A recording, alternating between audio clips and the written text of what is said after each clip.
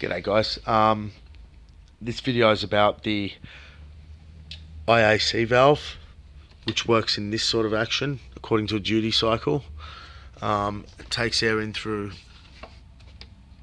that port. Is a complete unit as of many years ago from Toyota. You can't really get this thing, and I've never had one burnt out. I've always had them jammed. Why do they jam? Either no one's ever cleaned in here, or it's a country car, or someone has cleaned but not enough, so mechanics will go and get a few drops of throttle body cleaner in there, which will turn the deposits in the rotational seating valve or whatever it is in the IAC into like a super glue, and then you'll have the yellow paint on the stop screw dislodged because people have now tried to adjust the fully automatic idle speed that has no adjustments. This car only has a timing adjustment. Okay, so the idle speed's not adjustable.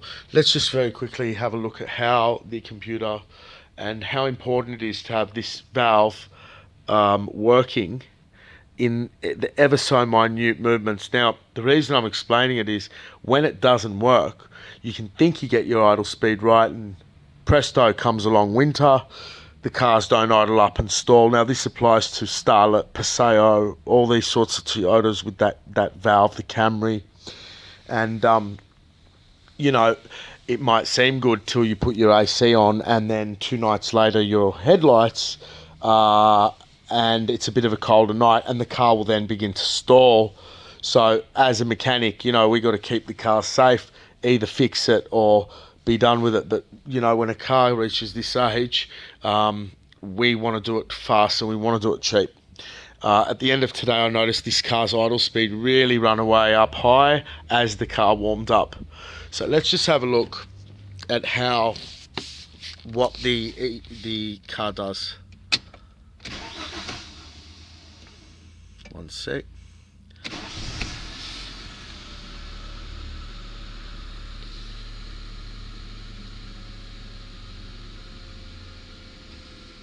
Okay, we've got very fine control. It's working perfectly. I'll put the headlights on. Not much of a response, but power steering. Idle up. So we can see here that this valve's really working well, even though it wasn't working at all a couple of hours ago. AC, idle up. Okay, the valve's working well. Another way I like to just check the cleanliness of it without even going near it on the Pulsars and the older Subarus is this. See the control there? Right up. And I can hear it. We can hear it now. You won't be hearing that when it's jammed. To clean it, you start the engine, you get a throttle body cleaner, run it through, and bring your finger over the port to allow the computer to open that IAC valve, even though it might be jammed. So what we do, whoops, I've had a misstart. Okay, so what we do, we're spraying the throttle body cleaner in there, you know, and we're accelerating, and what we want to do is we want those revs, okay, to come down like that, and you do it with your finger while you're accelerating, and then you get some type of lubricant.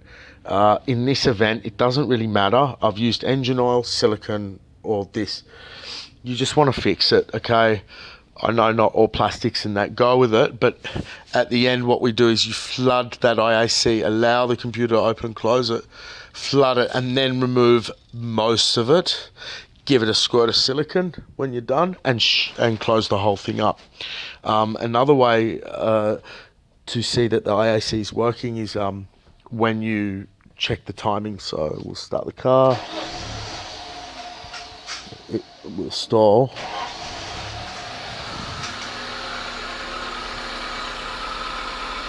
Okay, so if I bridge the T, E1 and E1, oops, sorry guys, you can hear that port,